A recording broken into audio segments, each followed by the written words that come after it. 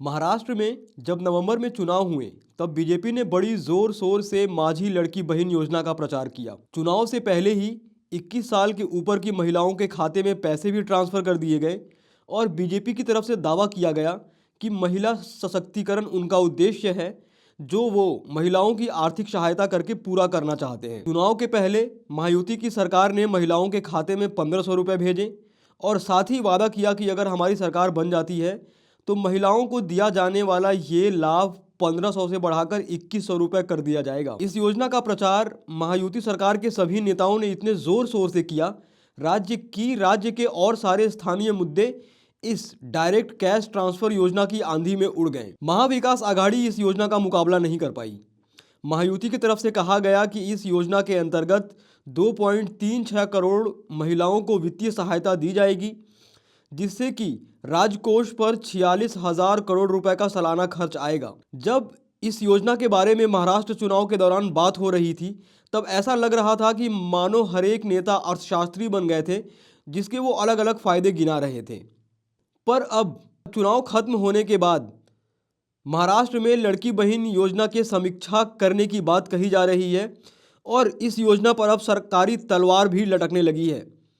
इस योजना को लेकर महायुति सरकार में अलग अलग बयान नेताओं द्वारा दिया जा रहा है। एनसीपी के नेता अजित पवार ने तो साफ कह दिया है कि 2.5 लाख रुपए और उससे अधिक वार्षिक आय वाली लाड़की बहन लाभार्थी इस योजना से खुद ही बाहर आ जाएं। तो वहीं महिला एवं बाल कल्याण मंत्री आदित्य तटकरे ने हाल ही में संवाददाताओं से कहा है कि जो महिलाएं अयोग्य हैं और फिर भी योजना का लाभ उठा रही हैं, उनसे पैसे वापस करने के लिए कहा जाएगा। यानी कि चुनाव जीतने की हड़बड़ी में महिलाओं को पैसे दे तो दिए गए और चुनाव जीत लिया गया, पर चुनाव खत्म होते ही सरकार वित्तीय बोझ की दुहाई दे रही है और कह रही है कि पैसे तो नहीं मिलेंगे वो अलग, पर जिन महिलाओं को पैसे ट्रांसफ़र किए जा चुके हैं उन्हें ये पैसे वापस करने के लिए कहा जाएगा। आखिर क्यों जब चुनाव था और ये स्कीम लाया गया था तभी इन शर्तों को नहीं बताया गया? क्यों ये क्लियर नहीं किया गया कि किसे पैसे मिलेंगे और किसे पैसे नहीं मिलेंगे? कौन इस योजना का लाभ ले सकता है और कौन इस योजना का लाभ नहीं ले सकता है? भारत में चुनाव अब एक मेले जैसा होता जा रहा है, जहां चुनाव के वक्त अलग अलग पार्टियां आती हैं और जनता से चुनावी वादे करती हैं और जनता इन चुनावी वादों को खरीद लेती है। पर वादे हैं, वादों का क्या?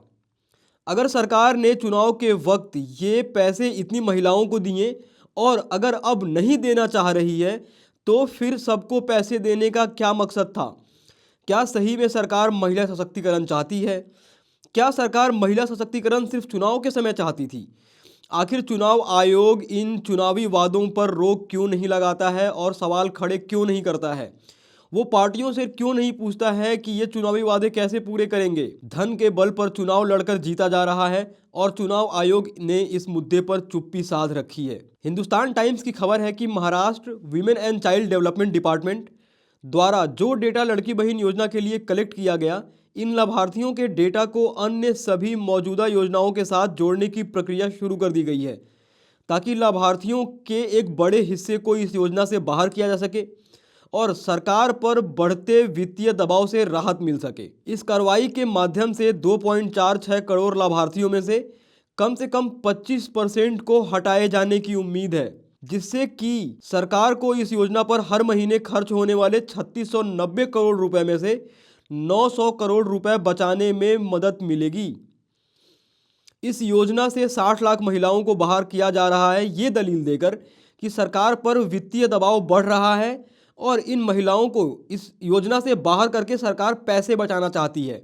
यानी कि हर संभवतः कोशिश की जा रही है कि कैसे पैसे नहीं देना पड़े और चुनावी वादे को पूरा ना करना पड़े। भारतीय जनता पार्टी ने दिल्ली चुनाव में भी महिलाओं को 2500 रुपये देने का वादा किया है, मगर इस योजना की शर्तें नहीं बताई हैं कि किस किस को इस योजना का लाभ मिलेगा।